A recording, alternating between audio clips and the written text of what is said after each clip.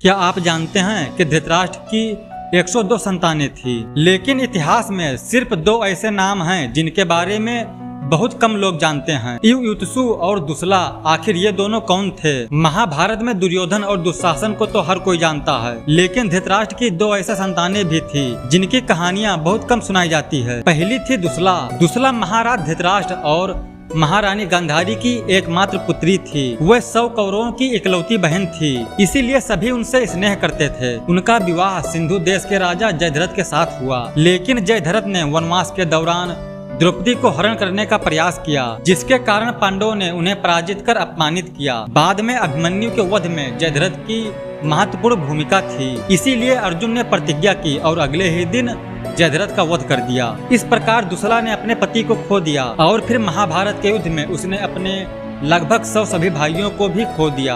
युद्ध के बाद जब अर्जुन ने अश्वमेध यज्ञ के दौरान सिंधु पहुँचे, तब दुसला अपने छोटे से पौत्र को लेकर उनके सामने आई। अर्जुन ने अपने बहन का दुख देखकर युद्ध रोक दिया और उसके वंश की रक्षा की। दूसरे थे युयुत्सु।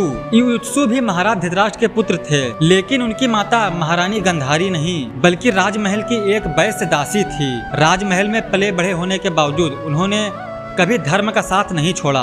जब कुरुक्षेत्र का युद्ध शुरू होने वाला था और युधिष्ठिर ने घोषणा की कि जो भी धर्म के पक्ष में आना चाहता है उसका स्वागत है, तब पूरी कौरव सेना में से केवल युयुत्सु ही पांडवों के पक्ष में आए। युद्ध समाप्त होने पर धृतराष्ट्र के लगभग सभी पुत्र मारे गए, लेकिन युयुत्सु जीवित बचे और बाद में हस्तिनापुर के शासन में महत्वपूर्ण भूमिका निभाई। महाभारत हमें सिखाती है, एक संतान युद्ध में सब कुछ खो दिया और दूसरी ने धर्म चुनकर इतिहास में अमर स्थान पा लिया। क्या आप पहले से युयुत्सु और दुसला के बारे में जानते थे?